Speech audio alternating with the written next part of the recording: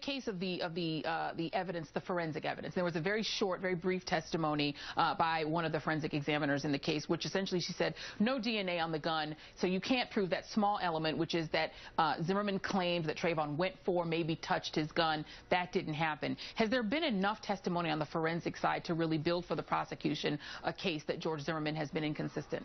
Well, there are other items of physical evidence that we haven't heard about yet. There's botanical evidence on the back of the clothing of George Zimmerman, and it seems that little by little what we're hearing seems to support the close-in struggle with Zimmerman on the bottom.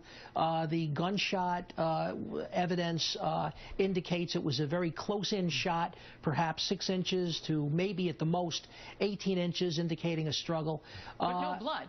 It's not a lot of blood. No blood on the clothing. No blood on no DNA under the fingernails of Tryavon Martin. Yes. Where is the forensic evidence of this struggle? Well, sometimes forensics doesn't have all the answers, but whatever you do have, you're using it to either corroborate or negate the story that George Zimmerman is telling. Tryavon's not here to tell a story. The prosecutor's supposed to tell the story for Tryavon.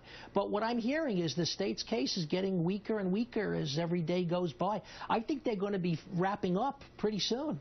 And Goldie, I want to go to you on this request that that prosecutors have made to bring in sort of evidence that George Zimmerman went to school, wanted to be a police officer, sort of studied the elements of the law. Because you do see in a lot of the way that he talks to police officers that he kind of sounds like them, that he uses terminology that a police officer would use, and that he essentially maybe even saw himself in that role. Do you think that that would be, I guess, dispositive for the prosecution to put on evidence that George Zimmerman may have really understood the elements of how to defend himself even before police questioned him?